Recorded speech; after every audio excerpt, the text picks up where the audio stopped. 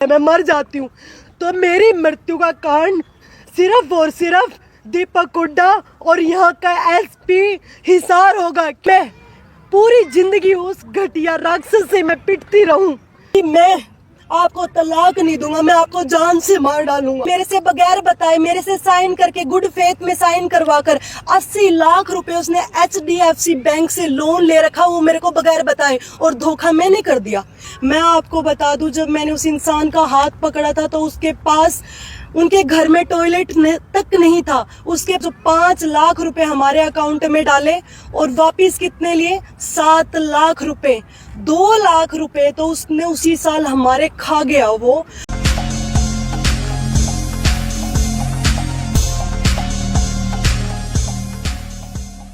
Press conference बुलाई गई।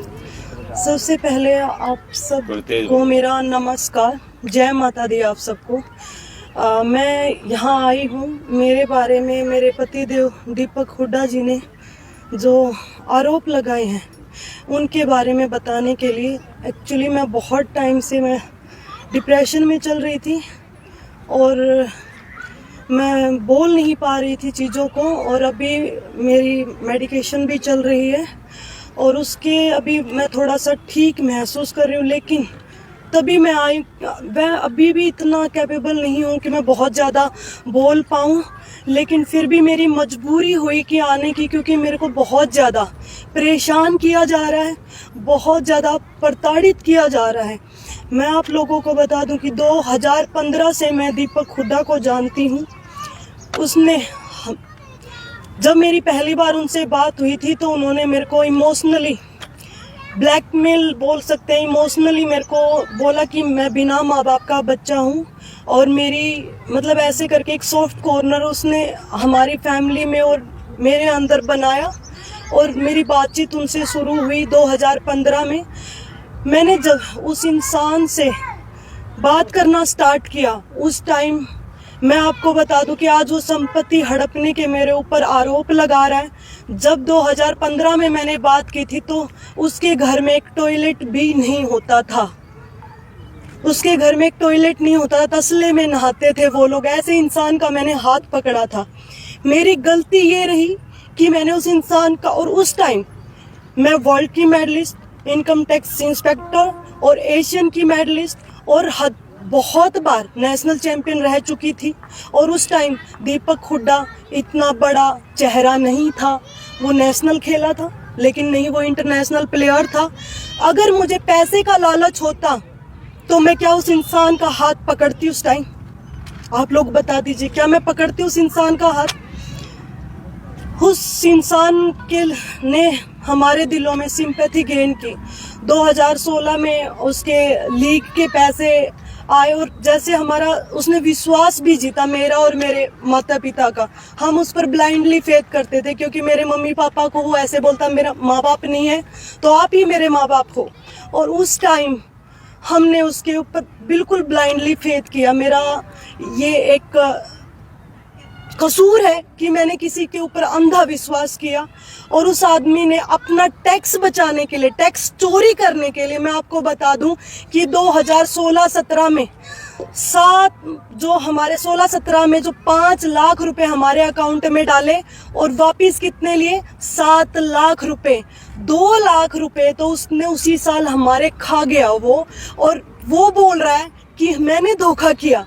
ऐसे ही सारे रिकॉर्ड है मेरे पास, मैंने लिखित में हर साल के सालाना जो रिकॉर्ड किए हुए हैं, और वो आपको मेरे वकील बता देंगे उसके बारे में, क्योंकि मेरी अभी ऐसी स्थिति नहीं है कि मैं सारे आंकड़े याद कर सकूं, क्योंकि 4-5 साल की बात है। लेकिन वो विश्वास था तो लेन देन भी होता था। मैं ये नहीं कह रही कि मेरे अकाउंट में या ये पैसे नहीं आए हैं, बिल्कुल आए हैं, लेकिन उनको हमने वापस भी किया है। वो ट्रांजैक्शन तो उसने नहीं दिखाई, उसने तथ्यों को छुपाया है। और उसने ये भी छुपाया है कि वो इनकम टैक्स की चोरी कर रहा है। मेरे माँ बाप इतने पढ़े लिखे नहीं है, बिल्कुल। उसने अपना, जो मेरे भाई बहन उस टाइम 17-18 साल के थे, उस टाइम उसने बैंक अकाउंट में उनका टैक्स बचाने के लिए ट्रांसफर करता था पैसे, सैलरी दिखाकर। किसी को वो दिखाता था कि ट्रेनर, किसी को अपना कर्मचारी दिखाकर उसने पैसे डलवाए हमारे अकाउंट में, और उसने वो पैसे वापस भी ले लिए निकलवा कर। और कुछ पैसे उसने ऑनलाइन जैसे ट्रांजैक्शन कहीं उसके रिश्तेदारों में कहीं उसमें उसने वो वापस पैसे लिए हैं, जिसका रिकॉर्ड मेरे पास बैंक खातों में भी है।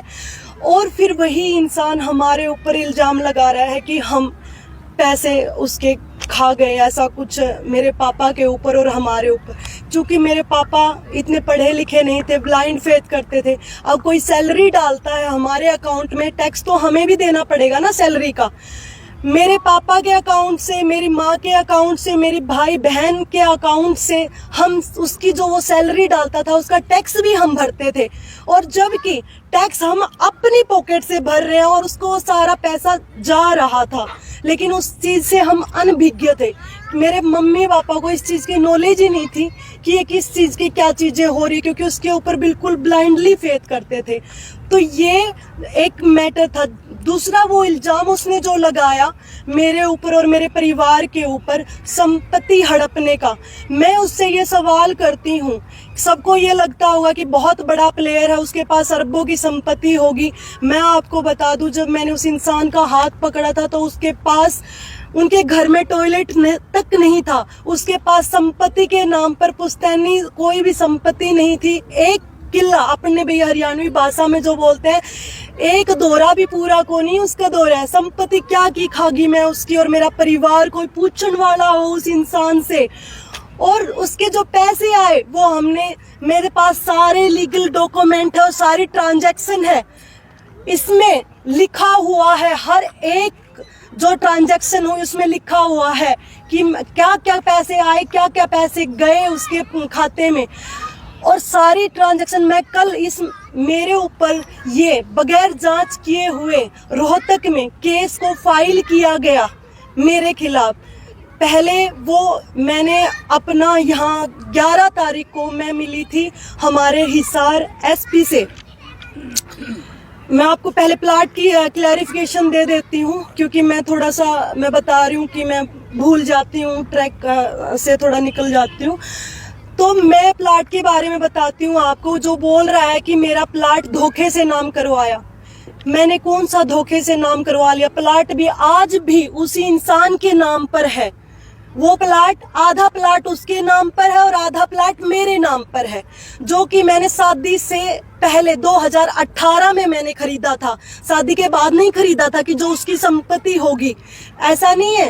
एज ए वाइफ मैंने उसकी कोई संपत्ति पर कभी कोई अधिकार, मैंने 100 रुपए भी कभी उस इंसान से नहीं लिए हैं। मैं आपको बता दूं, उस इंसान का मैंने 2018 में जब मैंने प्लाट लिया, मेरे प्लाट की सारी ट्रांजैक्शन मेरे खाते से की हुई है। वो खाता भी यहाँ पर है, उसकी सारी डिटेल मैंने रोहतक पुलिस को भी दी हुई है। तो वो प्लाट के पैसे मैंने दिए हैं, तो वो प्लाट आधा उसका कैसे हो गया? और बात जहां आती है धोखे की, तो मेरे प्लाट पर उस इंसान ने 67 लाख रुपए का, हमने टोटल का वो प्लाट लिया था, उसका 33.5 लाख उसके रुपीस थे। 33.5 लाख रुपए देकर वो आदमी मेरे से बगैर बताए, मेरे से साइन करके, गुड फेथ में साइन करवाकर 80 लाख रुपए उसने HDFC बैंक से लोन ले रखा, वो मेरे को बगैर बताए, और धोखा मैंने कर दिया। अब ये बताइए मैंने कैसे धोखा कर दिया? मैं कैश के अलावा आज भी मैं उस इंसान से ऑन रिकॉर्ड 20 से 30 लाख रुपए ऑन रिकॉर्ड भी मांगती हूँ, लेकिन वो मेरे को बदनाम कर सके। और आजकल उसने अपना यूट्यूबर्स को बोलकर इनडायरेक्टली वीडियोस डलवा रहा है, कैंपेन चलवा रहा है। आजकल वो झंडे लेकर खड़े हैं कुछ कि आजकल तो लड़कियों का काम हो गया है एलुमनी के लिए तलाक मांगती है। मैंने उस इंसान को, ये सब चीजें होने से पहले उस इंसान को ये बोला था कि दीपक, हम इतने साल इकट्ठे रहे हैं और मैंने तेरी इतने साल तक मारपीट बर्दाश्त की है, तूने मेरे साथ इतनी जो जात की है, मैं अब बर्दाश्त नहीं कर सकती हूँ। हम ऐसे करते, आप मेरे को तलाक दे दो, मुझे आपसे एक फूटी कोड़ी नहीं चाहिए, लेकिन मैं नहीं चाहती कि मीडिया में आए ये चीजें। और उस इंसान ने मेरे को बोला कि मैं आपको तलाक नहीं दूंगा, मैं आपको जान से मार डालूंगा। उसने मेरे को ये धमकी दी। मेरी 21 दिन की शादी का टाइम हमने रखा था। मैं आपको बता दूं कि इसने शादी के 4 दिन पहले हम अपने रंग दिखाना स्टार्ट कर दिए थे। उस टाइम शादी के 4 दिन पहले वो मेरे से डिमांड करता, वो और उसकी बहन अलग अलग गहनों की, गाड़ी की, पैसों की उन्होंने डिमांड रखी। मैं इतनी फ्रस्ट्रेट हो गई थी, मैंने शादी के लिए भी मना कर दिया था। शादी के 4 दिन पहले मेरे जैसी लड़की को दहेज देने की जरूरत पड़ रही है, तो मतलब और लड़कियों का क्या होगा? जो नॉर्मल लड़कियां उनका क्या होगा? इतनी पढ़ी लिखी ऑफिसर, क्या चीज की कमी है मेरे अंदर? और सारी चीजें तेरे पास मतलब मैं लेके आ रही हूँ, और फिर भी तुम ये डिमांड कर रहे हो। उसने डिमांड की थी उस टाइम मर्सिडीज गाड़ी की, 2.5 करोड़ की मर्सिडीज की। 25 तारीख को शाम को उसने सिर्फ दरखास्त दी थी झूठे इल्जाम लगा के अपने। तो उस इंसान ने सिर्फ ये इल्जाम लगाए कि धोखाधड़ी की और पैसों वाले मेरे ऊपर इल्जाम लगाए। और इसके बाद उसने कुछ उच्च अधिकारियों से मिलकर, कुछ उच्च अधिकारी उसका मदद कर रहे हैं, और उस उच्च अधिकारियों से मिलके उसने FIR दर्ज करवाई रोहतक में मेरे खिलाफ। क्योंकि लड़की के पास अगर कुछ नहीं मिलता तो उसको बोला जाता है बदचलन, जिसके अवैध संबंध होते हैं। मेरी इज्जत जो मुझे पूरी दुनिया से, पूरे संसार से, पूरी मटेरियल चीजों से प्यारी थी, तो उस इंसान ने मुझे वहाँ पिंच किया। उसको पता था कि मेरे को पैसे से कोई फर्क नहीं पड़ता, मेरे को किसी चीज से, कोई मटेरियल चीजों से फर्क नहीं पड़ता, मुझे तोड़ा जा सकता है तो सिर्फ और सिर्फ मेरे कैरेक्टर के बारे में बोल के और मेरे परिवार के बारे में बोल के। तो उसने मेरे परिवार के ऊपर झूठे आरोप लगाए, मेरे परिवार के बारे में, मेरी बहन के बारे में बोला कि 2 बैग मेरी बहन भर के घर से लेके गई, और मैंने चाकू से उसका सिर फोड़ दिया। चाकू से उसका सिर फोड़ दिया। कंप्लेन में उसने ये चीज लिखवाई है, सोते सोते। मैं पागल हूँ जो मैं चाकू से उसका सिर फोड़ दूँ? चाकू से या तो घाव होते हैं, और कहाँ वो मेडिकल है, कहाँ वो पुलिस ने झूठी जो FIR जो दर्ज की है। कोई भी अगर किसी से पैसे मांगता है तो रिकवरी सूट के लिए डाला जाता है, लेकिन उसने कुछ नहीं किया। पुलिस ने मेरे खिलाफ FIR दर्ज की। मैं गुनहगार नहीं थी, मैंने सारी ट्रांजैक्शन भी दे दी, फिर भी 2 तारीख को पुलिस ने वो FIR दर्ज की। उसमें जो पहले एप्लीकेशन दी थी उसको चेंज करके, उसमें चीज़ों को, बहुत चीज़ों को ऐड करके मेरे परिवार के खिलाफ और मेरे खिलाफ ऐड करके वो चीज़ें उन्होंने उसमें डाली, और फिर वो FIR बनाई ताकि वो मेरे ऊपर दबाव बना सके, और ताकि मैं आगे जाऊं कि उसको तलाक ना दूं, और मैं पूरी जिंदगी उस घटिया राक्षस से मैं पिटती रहूं। मेरे साथ बहुत ज़्यादा उस इंसान ने, वो शादी के 4 दिन पहले जो उसने गाड़ी की डिमांड की थी, उसके बाद मेरे पापा ने मेरे सामने इमोशनल होकर बोला कि बेटा 4 दिन रह गए, कार्ड बट चुके, सारी चीज़ें हो चुकी, अगर हम अब शादी को तोड़ेंगे तो बदनामी होगी हमारी। जबकि मैंने मना कर दिया था। उसके बावजूद उस इंसान ने दोबारा शादी के लिए, मेरे पापा मान के गाड़ी फॉर्च्यूनर देने के लिए, उसको गाड़ी भी दी और सारी चीज़ें भी दी उसको, मेरे परिवार ने मजबूरन। और फिर भी उसको और उसकी बहन को सब्र नहीं आया। समाज में भी कोई ननंद के लिए गाड़ी नहीं देता अलग से, वो मेरे उसके लिए भी मुझे टॉर्चर करती थी। क्योंकि FIR में मैंने सिर्फ मेरे पति को ज़्यादा मेंशन किया था, क्योंकि मुझे किसी को बदनाम नहीं करना था, मुझे सिर्फ डाइवोर्स लेना था। जब एशियन चैम्पियनशिप में खेलने की मेरा जब गोल्ड मेडल आया तो सबसे पहले वो इंसान एयरपोर्ट पर मिला, लेकिन उसको ये पता कि मैं दुनिया के सामने में कुछ नहीं बोल सकती। वो इंसान वहाँ ये दिखा रहा कि वो मैं इतना सपोर्ट करता हूँ। मुझे पता है कि उसने क्या चीज़ मेरे साथ की और क्या वो कर रहे हैं। अब चुनाव से पहले हम चंडीगढ़ से CM साहब से मिल के आ रहे थे, हम गाड़ी में थे, और हमारी इतनी बातें, मतलब जैसे वो मेरे को टॉर्चर करता था, सारी चीज़ें होती थी, मेरे से लिए असहनीय हो गया था। आते टाइम उसने गाड़ी में भी मेरे साथ मारपीट की। जो सबूत मैंने अपने, जो हिसार पुलिस है उसको भी सारे सबूत दिए हुए हैं, मेरे साथ मारपीट होने के भी। उसने मेरा गला दबाया और मेरे को मारने की वहाँ कोशिश की। मैं उसमें भी मैं भीख मांग रही हूँ कि मुझे छोड़ दे, तुम इसलिए मेरे को टॉर्चर कर रहे हो कि मैं शर्म के मारे, मेरी माँ बाप की इज्जत के मारे तेरे से भी मैं डाइवोर्स नहीं ले सकती, इसलिए तुम मेरे को इतना ज़्यादा टॉर्चर कर रहे हो। तो फिर उसने मेरे को छोड़ा नहीं, और मेरे को वो टॉर्चर करता रहा।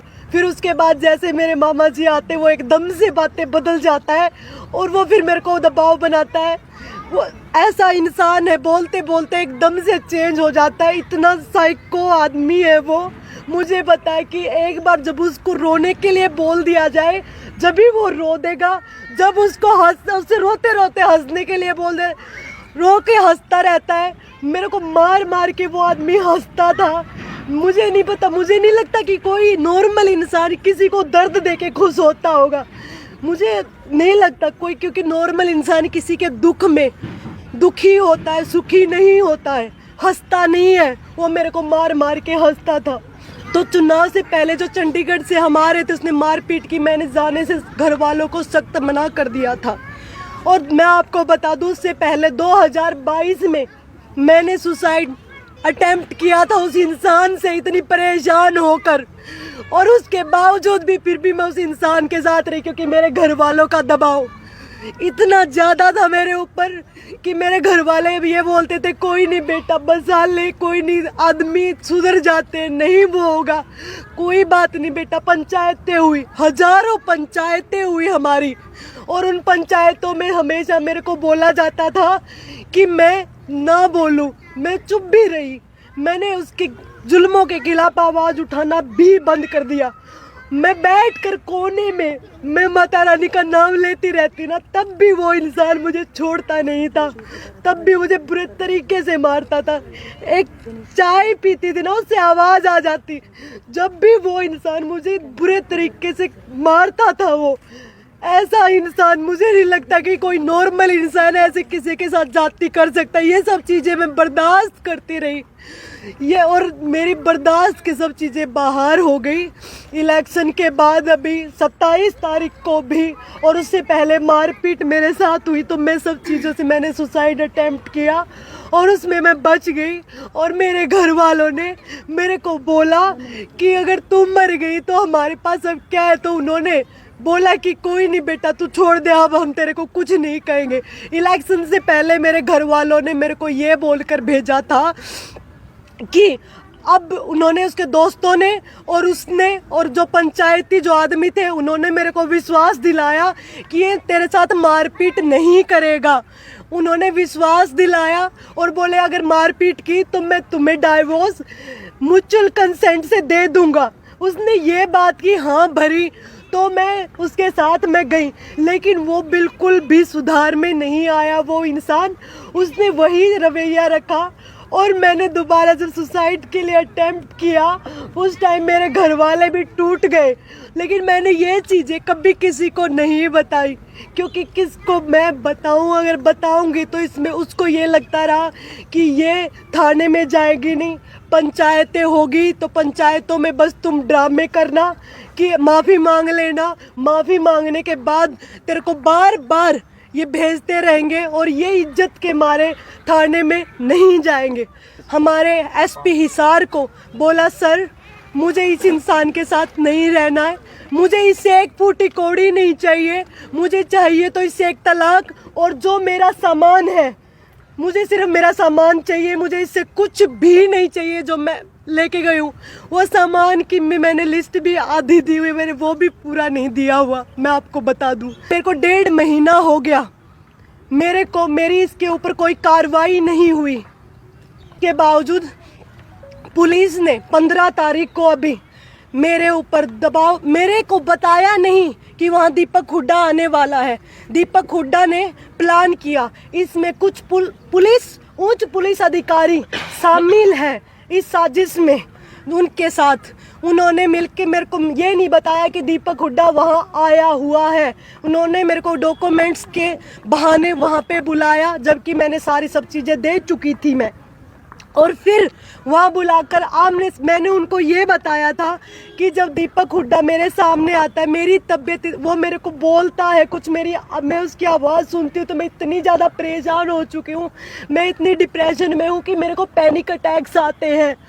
और वो इंसान आया और वहाँ उसने ऐसे ही गंदा गंदा बोलना स्टार्ट किया और उसने मेरे को एक वीडियो दिखाया फ़ोन में, और वीडियो को देखने के लिए मैं बोला कि दिखाओ कहाँ है वीडियो। मैंने उसके हाथ से सिर्फ फ़ोन लेने के लिए वो किया था, और उसी ने सिर्फ ये बात हुई थी। वहाँ पे पुलिस वाले भी, सब चीज़ें थी, वहाँ का CCTV कैमरा रिकॉर्ड आप निकलवा कर दे सकते हो। वहाँ मेरा पापा और मेरे मामा तो अंदर मौजूद भी नहीं थे, जिनका इन्होंने नाम भी लिखवाया हुआ है इस FIR में। झूठी FIR उसने कटवाई, झूठा मेडिकल जाके करवाए। मैं बोलना चाहूँगी कि क्या हमारे देश में क्या चल रहा है। मेरी जैसी लड़की के साथ वो चीज़ें कर रहे हैं ये कुछ लोग मिलकर। मैं गुहार लगाना चाहूँगी इस देश के सर्वोपरि हमारे प्रधानमंत्री नरेंद्र मोदी जी से और हमारे CM साहब से कि मेरे साथ इतनी चीज़ें हो रही है। मैं किसी को ये चीज़ें नहीं बता पाई। मैं हमारे CM साहब से मिली भी थी, उन्होंने मेरे को बोला था कि 28 तारीख तक मेरा सेशन चल रहा है, मैं बोलूँगा कि ये म्यूचुअल कंसेंट से सारी चीज़ें हो जाए। लेकिन उस इंसान को ये चीज़ें बिल्कुल बर्दाश्त नहीं थी। मैं मजबूर हो गई हूँ अब मीडिया के सामने आने के लिए, क्योंकि वो मेरे को टॉर्चर कर रहा है। मेरे को झूठे केस में मेरे परिवार को फंसाकर घंटों तक थाने में बैठाया जा रहा है। क्योंकि मैं एक इंसाफ पसंद लड़की हूँ, और मैंने इतनी चीज़ें, मेरे डिप्रेशन में होने के बावजूद भी मैं वहाँ पर हॉस्पिटल से मैं थाने में जा रही हूँ, और मेरे से इतनी पूछताछ हो रही है झूठे केस की, जबकि वो FIR ही नहीं होनी चाहिए थी। उनको जांच करनी चाहिए थी कि क्या बात हुई थी। FIR दर्ज होती है और उसमें मेरे को ही टॉर्चर किया जाता है। आज मैं जमानत पर बाहर हूँ, मैं आप लोगों को बता दूँ, आज मैं जमानत पर बाहर हूँ। मेरा केस जो 1.5 महीने से है, उसमें जो आरोपी था, जांच पूरी हो चुकी, यानी कि दीपक हुड्डा, वो आज खुलेआम बाहर घूम रहा है। और मैं जो इसका 2 दिन, जिस केस में लोगों को हजारों, मतलब कितने महीनों तक कोई पूछता भी नहीं जिन केसों को, उस केस में मेरे को गिरफ्तार किया गया। समझ सकते हो मैं आज इस मामले में मैं आज जमानत पर हूँ। मेरे साथ क्या कर रहे हैं इसमें मैं अगर मेरे को आने वाले टाइम में अगर कुछ हो जाता है, या मैं मर जाती हूँ, या कोई मेरा एक्सीडेंट या कुछ भी किसी भी उससे, या मेरे को कोई अटैक आ जाता है, मैं मर जाती हूँ, तो मेरी मृत्यु का कारण सिर्फ और सिर्फ दीपक हुड्डा और यहाँ का SP हिसार होगा। क्योंकि मैंने 1.5 महीने पहले SP हिसार को मैंने सारी अपनी चीज़ें लिखित में मैंने ये बोला था, मुझे कुछ नहीं चाहिए उस इंसान से, मुझे सिर्फ डाइवोर्स चाहिए। लेकिन सभी लोग, सभी पुलिस वाले, कुछ उच्च अधिकारी रोहतक के भी और हिसार के भी मिलके मेरे ऊपर दबाव बना रहे हैं कि मैं डिप्रेशन में आऊँ, और डिप्रेशन में आके फिर मैं दोबारा से दीपक हुड्डा को मेरे को आमने सामने बिठाया जाए, और फिर मेरे को अटैक आए।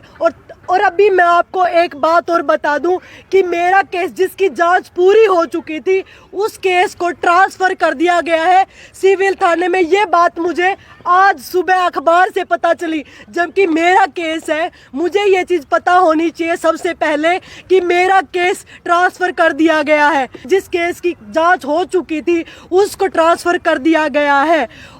मेरे को पैनिक अटैक आए, और दीपक को जब आमने सामने दोबारा दीपक को और मेरे को आमने सामने दोबारा बैठाया जाए, तो इस तरह के झूठे केस वो और भी मेरे ऊपर फाइल कर सके, जिससे मेरे को और ज़्यादा टॉर्चर किया जाए, और ज़्यादा प्रेशराइज किया जाए, और मैं उसका डाइवोर्स ना दूं। मैं आपको ये पूछना चाहती हूँ, मेरी क्या गलती है? मेरी यही गलती है कि मैं एक लड़की हूँ। मेरी यही गलती है कि मैंने अपने दुख को पूरी दुनिया के आगे नहीं बताया। मेरी यही गलती है कि एक लड़की होके मैं रोते हुए कैमरे पे कभी आई नहीं, और वो लड़का होके ड्रामे करके लोगों के सामने वो ड्रामे कर रहा है, और उसको आप ये ऐसे जज करते हो। मैं लड़की होकर अगर आपको रो के नहीं दिखा रही हूँ, अपने दुख नहीं बता रही हूँ, तो इसका मतलब ये नहीं है कि मैं दुखी नहीं हूँ। मैं भी दुखी हूँ। मेरा गुनाह ये है कि मैंने एक अंधे आदमी के सामने अंधा विश्वास किया। नहीं, मेरी गलती बताओ। मैंने ऊपर अंधा विश्वास, क्या यही गलती है?